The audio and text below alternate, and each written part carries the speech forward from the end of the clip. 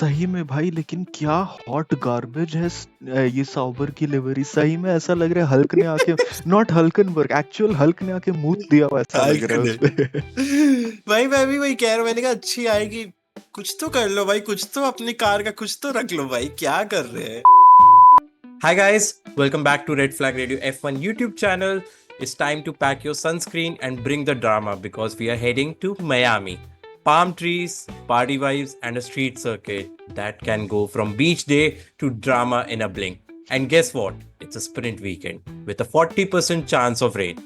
So yeah, drama is not optional, it's guaranteed. And if that wasn't enough, the F1 silly seasons is already starting, with Cadillac apparently going full football manager mode and trying to sign drivers before they even have a car on track. Miami might just give us the next plot twist of 2025, and we are here to discuss about that. So before we talk about the 10 teams on the grid, let's talk about the spicy 11th one, which is joining in 2026, Cadillac. Here are the rumors. They are looking to sign Sergio Perez and Guan Yu Zhou. What are your thoughts, man? Dude, What do you think?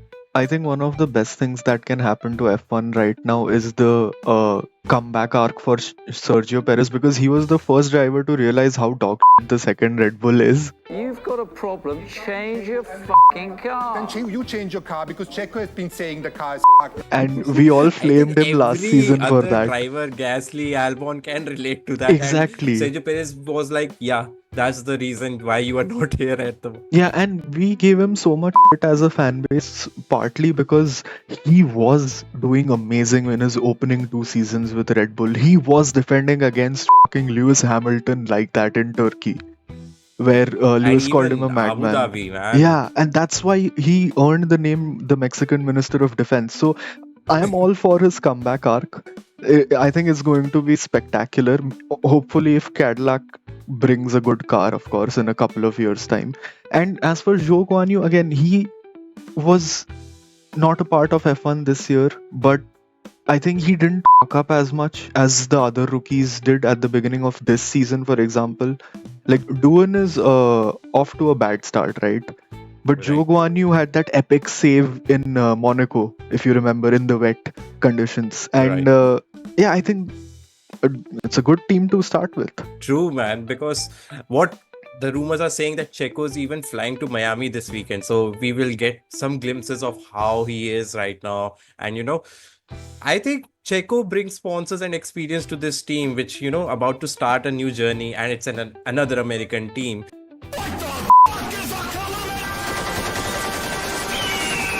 So that's a combination that I'm really looking forward to. Guan Yu Zhou, I mean, yeah, Chinese presence would, influence the American market for sure. I really wanted to see Sergio Perez and Bottas together, man. That was something I was looking forward to. But I think Guan Yu Zhou and Sergio Perez will be a decent combination to watch out for, especially if that's something that they are looking for. But yeah, they are making the news straight away, and it's not even, we are halfway in this season, so it's very interesting to see which drivers they will go for. I think Sergio Perez definitely makes sense because he brings that experience and sponsors, like I mentioned. So it will be an interesting match to have, and yeah, I'm looking forward to that because, as you said, the comeback era or comeback arc should start from here because, yeah, he was doing really well with Red Bull initially, but 2024 he had no luck, and he was like, this car is undrivable, man. Give it to Verstappen only. I don't care. That was how I felt like his 2024 season was going. But with that 1 year of break and, getting that clarity with other drivers as well in 2025, that maybe that second seat is cursed. It's the biggest piece of dog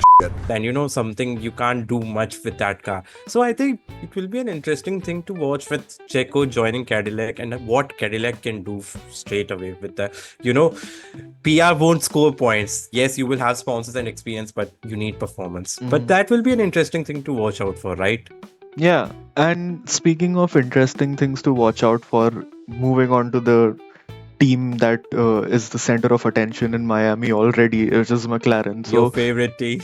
yes. So, yeah. So, as we mentioned in our recap video for Jeddah, Miami is the place where Lando won his first race, so he already feels pretty confident here. He feels at home. He even said in a recent post from McLaren that this is the place that's very special to him because of that's a said first win.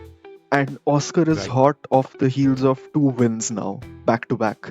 So I Right. think even if he does not have a particular emotion for this track as Lando does, I think he's still going to be very competitive, and I think we're going to get some good fighting between McLaren. Expect one to finish either way, but yeah. True, man. I feel that McLaren garage must be feeling tense right now with, Mhm. first time I think Oscar Piastri will be leading the championship, and, he will be there to defend his lead. And as you mentioned, Lando Norris loves Miami. He Yeah. won his first race here, and, he kick-started that McLaren's revival or dominance, as we mentioned previously. So the question remains, can Lando finally outshine Oscar? Because we are waiting for that moment for quite some time now.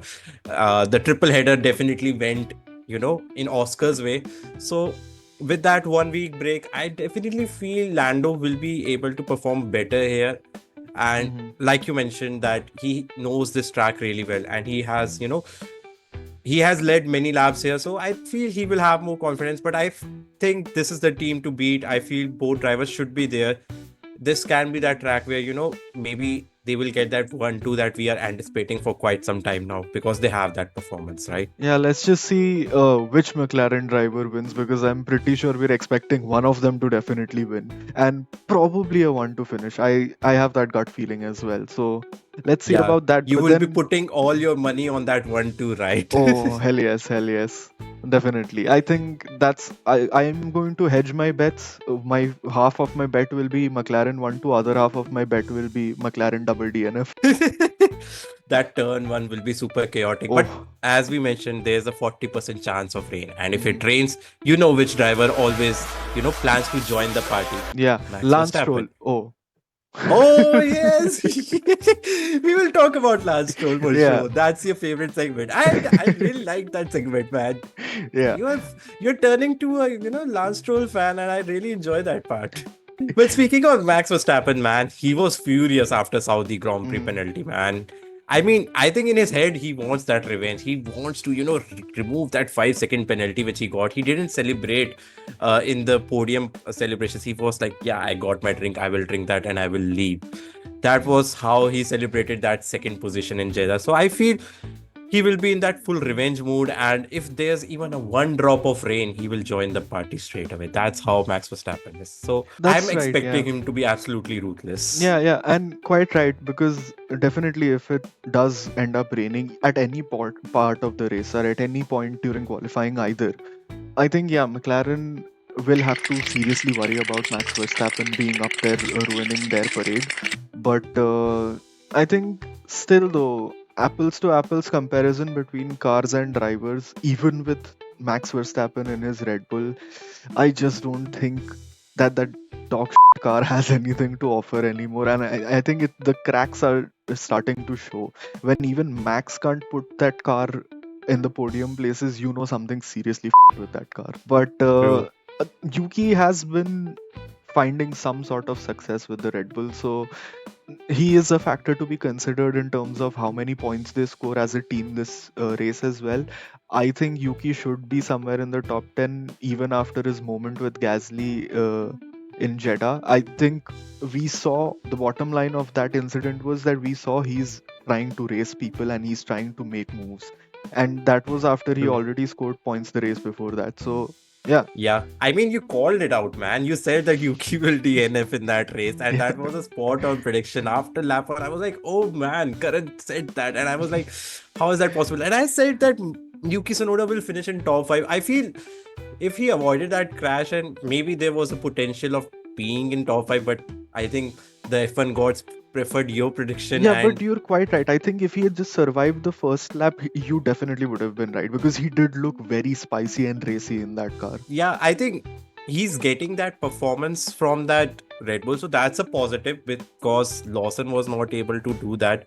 So at least Yuki is extracting some pace. So that's a, you know, He just proving that he deserves that seat, and something we said that he should have gotten that seat instead of Lawson. He's finding more comfort in that car. So let's see. I don't think that turn one, or I should say that lap one incident will hurt his momentum. He should perform really well here. That's how I see it. But let's see how he will perform, because now we should move to the next segment, because this is another rumor that is coming. Max Verstappen to Mercedes. Yeah, Really? I mean, goddamn. Okay, so this rumor rather was also floating around last year, if you recall, because when Sainz's seat was uncertain, we were hearing all sorts of things, including Toto Wolff indirectly expressing interest in Max Verstappen, which I am sure made Russell shit his pants immediately as soon as he heard that. But this is something interesting. I mean, obviously, if Max Verstappen is available in market, surely every team wants to sign him. But you have George Russell, who is doing really well. Yeah. And you know the tension between George Russell and Max Verstappen. And then there's other side, Kimi Antonelli, who we think he is a generational talent, who can be, the next Max Verstappen. So you have two drivers who are doing really well and putting, Mercedes in top two at least. How will you manage this? Who will you remove if you get that opportunity to sign Max Verstappen? And what option will you go for? Will you go for that stability that you already have with these two drivers, or you will just go for Max Verstappen and find the second driver between these two that you already have? I think as Toto Wolff, if you're being very pragmatic about it, you definitely remove Russell, because you know what's better than one Max Verstappen, two Max Verstappens.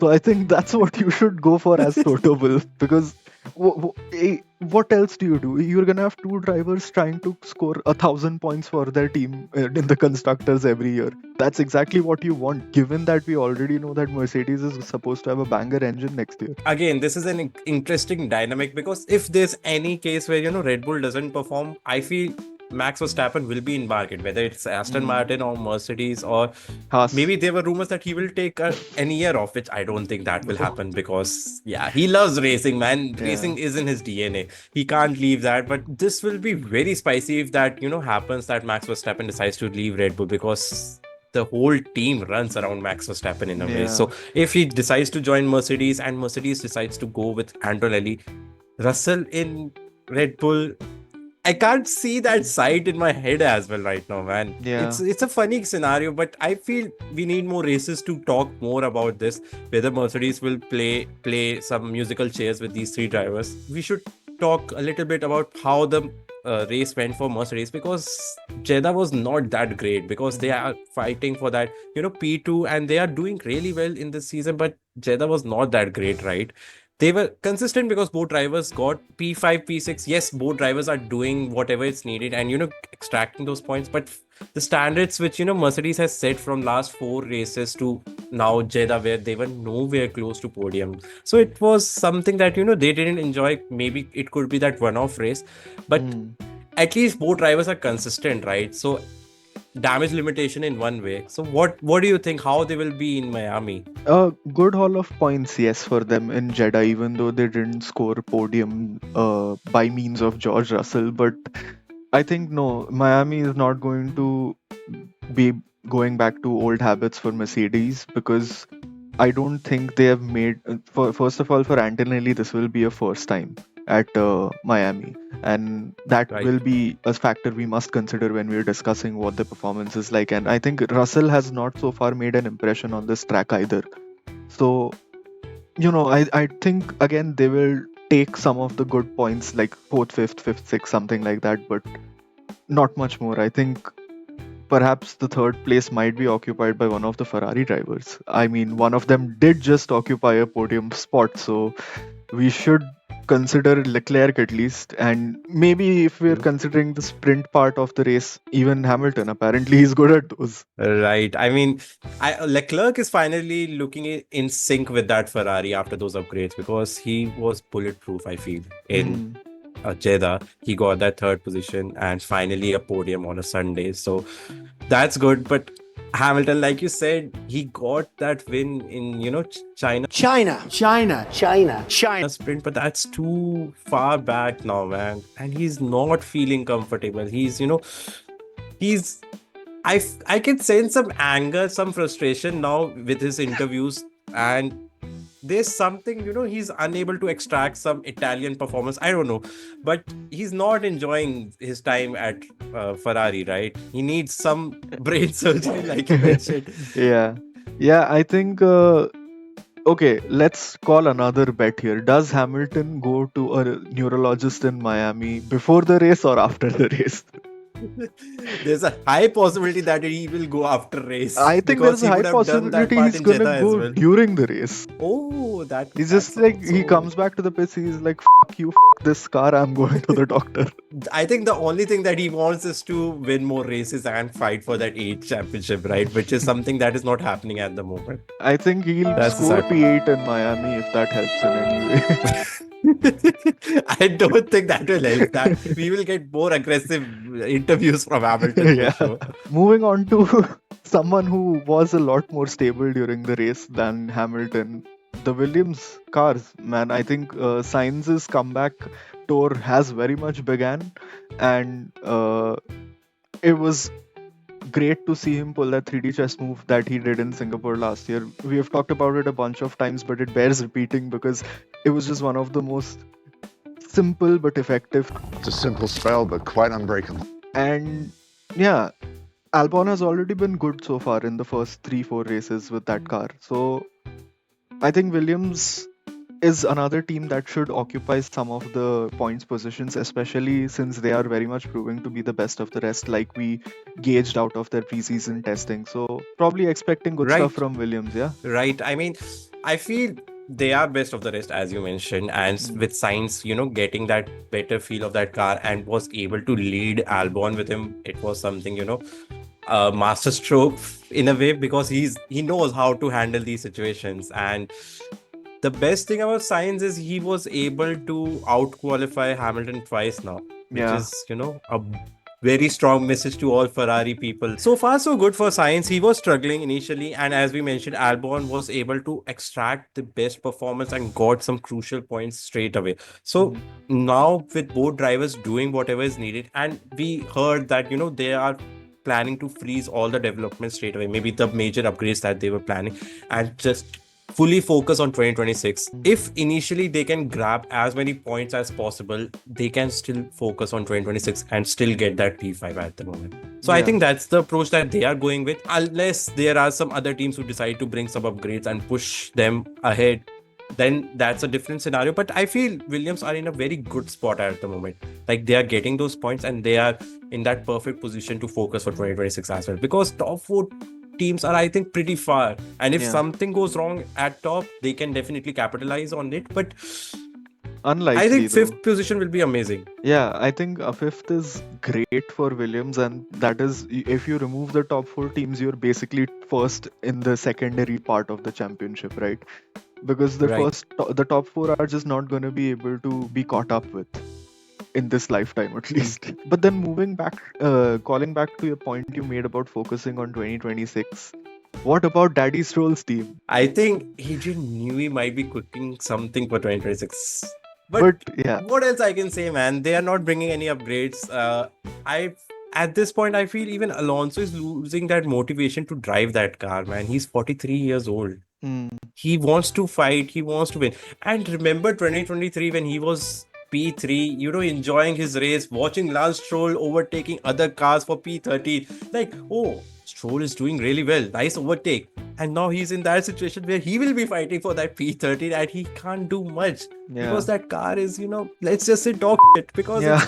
they need some upgrades, man. It's frustrating. I think Imola will be that track where they will, not only Aston Martin, but other teams will get some upgrades. But they're just playing that waiting game at the moment. I don't think they are bringing any upgrades for this track as well. So let's see. P11 for Alonso in Jeddah was as close as possible to points, but I don't think he will get any points this race as well. And it's getting, at that point where we start seeing that frustration from Alonso. I think that part is very close, and we will hear those radio calls very soon, like GP2 engine and other stuff. GP2 engine. GP2. Yeah, but then the good thing is that sort of empowers you with some sort of patience when you realize that the team is investing, Daddy Stroll is investing money across the board for Aston Martin. He's getting Honda engines, he's got a new wind tunnel, he's got the god of wind himself working for the design. And I think those things put together are motivation enough for Alonso to, despite sending colorful radio messages, he still does stick around because he thinks that at least maybe he can chase down the 30th win. Yeah, I think that's the reason why he's still pushing, Yeah, he even he though just he's needs the 43. race win. I don't think he expects himself to bag another championship. He's just waiting for a good car so that he can take his 30th win and he can finally sleep at night. I think that's the plan for Alonso, and I think he got that hope after, an amazing 2023 start. That's the reason why he's still pushing. Mm. Whether that will happen again or not, I don't know. Hopefully, as an Aston Martin fan, I would love to see that, fighting at the top, but I really don't think so, man, at the moment. Maybe after some upgrades, the situation may change, but too soon to say. But if we want to talk about other team who are doing bare minimum to get some points, it's Racing Bulls, and especially Isaac Hadjar, man. He deserves some credit because he's picking up those random points whenever it's possible Yeah. and putting Racing Bulls to some to showcase some points at least. So that's something he definitely deserves some credit. I mean, P10 in Jeddah as well. So he was fighting with those Williams. So he's showing that Racing Bulls have some pace, right? Yeah, and I think Lawson was supposed to do the same thing, at least from the Red Bull organization's perspective, because he was bringing in exactly those kind of points last year during his second half of the season, Right. and that's exactly what Hadjar is doing to him now. And True. it almost feels like Hadjar is giving Lawson a taste of his own medicine, and that's really sad because I think if both of the drivers start performing, Racing Bulls is perhaps the only other team that can be brought into the conversation in the battle between Alpine and Williams. I think they True. are the ones who can poke and prod at their Alpine and Williams battle. But I feel this is high time that Lawson needs to step up though, because it must be getting frustrating. And if he wants to drive that car in 2026, then he has to perform, because we are getting those moments where F2 drivers are creating an impression, and there's that Red Bull junior driver Arvid Lindblad, who is the youngest driver to win an F2 sprint race. So he's Yeah. grabbing the spotlight straight away, and he will be that one driver people will be looking forward to have that in their team. And especially he's a Red Bull junior driver. If he continues to perform well in F2 and Lawson is not doing much, then surely his seat will be in danger, Yeah, but right? Because man, Red Bull shits talented drivers every other day, but then as soon as they actually sit in a Red Bull F1 car, they seem to shit themselves instead.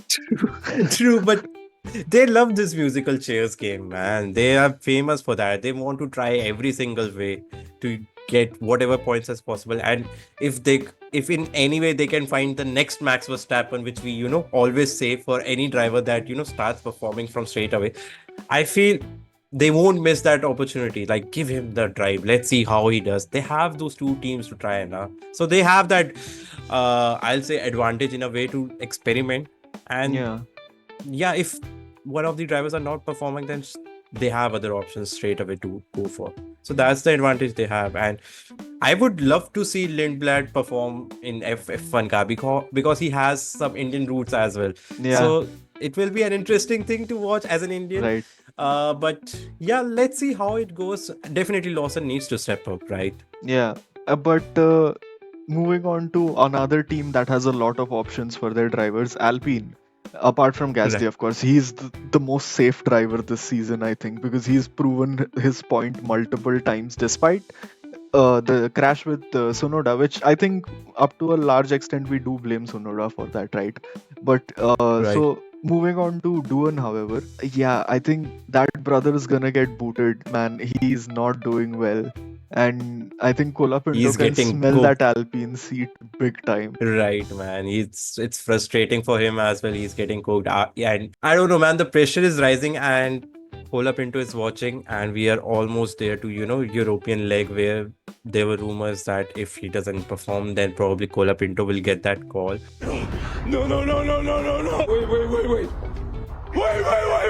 Yeah.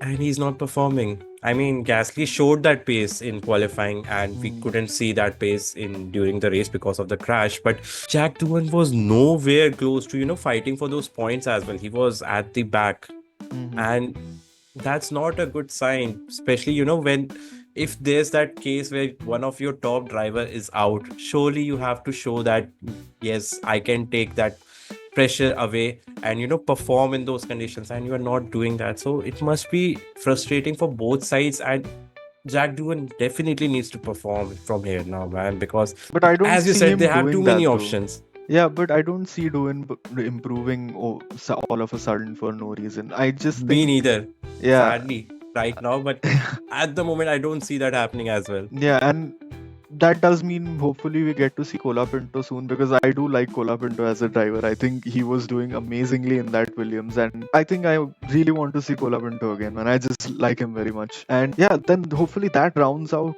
Alpine for the remainder of the season, and maybe then they can take the fight to Williams even better, especially since Colapinto is a former Williams driver. So I think he will sort of have at least a half-baked knowledge about how that car tends to behave, and he can use that to his advantage to perform overtakes on the Williams drivers maybe in the future.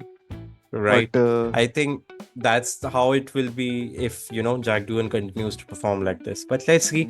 Let's give him some benefit of doubt as well, because he's still racing for Alpine. If there's that one weekend where, he can do some crazy shit. yeah, But let's see. But moving on to the team who has hometown advantage. Haas. I mean, they were way too off in Jeddah, man. But yeah. maybe home race equals to more points, right? Because they were performing really well on other tracks, but Jeddah was not that great, right? Dude, yeah, but they do seem like the white crayon of F1, and all of you artists who are going to comment in our comment section saying that the white crayon is useful for shading the sky or some shit, you, that's not true. White crayon is useless, and so was Haas in Jeddah, and I think we're going to get a repeat telecast of that in Miami, because simply there are too many teams who I think are up there to fight for the top 10 places for sure. Just off the top of our heads, we are expecting, if the McLarens don't each other into the barriers going into turn one, I think 2 McLarens, 2 Mercedes, 2 Ferraris, and 2 Red Bulls hopefully. So eight Yeah. points positions gone right there. And then we're talking about at least 2 Williams drivers and 1 Alpine driver. So there are at least 11 people who can occupy the top 10 places. So I don't think Haas is gonna do all in Miami. Sorry, rant over. Right, but like you mentioned, I don't think it will be that straightforward here. But if Yeah. that happens, then definitely I don't see on raw pace Haas being in points. Let's keep it that way. Yeah. But let's And- see, maybe some hometown blessing will come and And some Mera way if they- hometown advantage. But just giving them that hope, right? Because if there's one team who, even if I give some hope, I don't think they will be there, and that's Sauber. And what kind of livery they released today, man? I thought there will be, something special. And what livery we got? Painter just throwing some random paint, green paint, and making it a better livery. Like what were they thinking? the Haas man? livery was all. Sorry, not the Haas. Sorry, I'm still mentally flamed about Haas. But the Sauber livery is already dog shit, okay. Moving on from that, the current livery is even more dog shit, because no matter how you try to look at it, it's either someone massively fucking up the Flowways paint on that car, or Right. it looks like someone took a radioactive piss on that car. I don't think there's a better way to sum up that livery at the moment. But like the livery, the car is also not doing anything, man, because Sauber upgrades didn't help much. Bortolotto's, doing his laps, trying to get those lap times and performances, and Hulk is doing everything, but there's nothing that car can do. I mean, as an Aston Martin fan, I'm glad that there's Sauber in Yeah. picture, because we are not at the back because of Sauber. But as that team who is planning to move to Audi, I think they must be focusing on 2026 also, because there's not much they can do. Like, that's the end of the season. Let's take that 10th position and focus on 2026. I think that's the approach they can go with at the moment, right? Because right now, I don't have anything else to say about their team, right? Yeah, and in fact, for all of you who have been watching our videos consistently, briefly before every video, we both have to remind each other that we should talk a little bit more about Sauber because the other teams just end up garnering a lot more attention in these videos. And whenever we try to talk about Sauber, we just have nothing to say because they're the 10th team, right? What can I say? They're finishing their races. Congrats. You're doing great. Right, But what else? right. We want to see Hulk on podium. Let's, make this happen if there's rain and chaos. I think that wraps it up for Miami. And we are moving to our final section, which we enjoy the most, the predictions. I'll let you start, man, because your team is doing really well. So definitely you should be the one. Yeah. Oh, I hope I didn't jinx it. Yeah. That was a very sincere hope. But anyway, I think for me, pole Lando and finishing order Lando, Oscar, Leclerc. Okay, And my nice. wild prediction is McLaren double DNF. What? What? What? Because if I think they're gonna have a front row lockout, okay, and I think if they don't race cleanly, they're both gonna DNF going into turn one, or if they go through cleanly, it's gonna be a 1-2. I'm favoring Lando for that. And which driver do you think will win the sprint as well? Because we have sprint as well, Oh right? yeah. I almost forgot about that. I think fine. You know what? Lewis wins the sprint. I don't fucking care. For the Give him vibes. the sprint win. Yeah, sure. Oh man, I don't think I can match that level of craziness right now. But pole position, I think I'll go with Oscar Piastri for the pole position. Interesting. This is, I think, the first time I'm saying this, so don't quote on me that if Piastri doesn't get pole position. For the race win and the podium, this will be an interesting case, but I'm saying Max Verstappen will win this race. Wow, very I know interesting. that's surprising. The last time I said Max Verstappen will win, will get pole, he got it. So I feel this is the race. If there's rain, Max Verstappen will win this race. Fair play. P2, I'm going with Lando, Mhm. and P3, I'm going with. And this is something you can also count as wild prediction. I'm going with Kimi Antonelli's first podium here. Oh wow. Yeah, man. Yeah, Actually, this is the if that P3 and wild prediction for me. So, yeah, and in fact, if that wild prediction comes true, I think all of us will be nothing but ecstatic because Kimi Antonelli does deserve that podium, man. He's doing great. True. And I forgot, as we mentioned, sprint Sprint. winner, I'm going with Lewis. Lando Norris. Okay, fair play. Yeah, fair. Well, that was fun. I'll say that Piastri is the man to beat and Lando is due a comeback. And if it rains mid-race, we will get more chaos. But I think that wraps it up. Do drop your predictions below. Who do you think will perform really well? If you enjoyed this video, do like, subscribe, and hit the bell icon, man. Because Miami might just shake things up big time. We hope this preview was as great as, maybe Australian Grand Prix. But we hope you had good time. But see you after this weekend. Goodbye.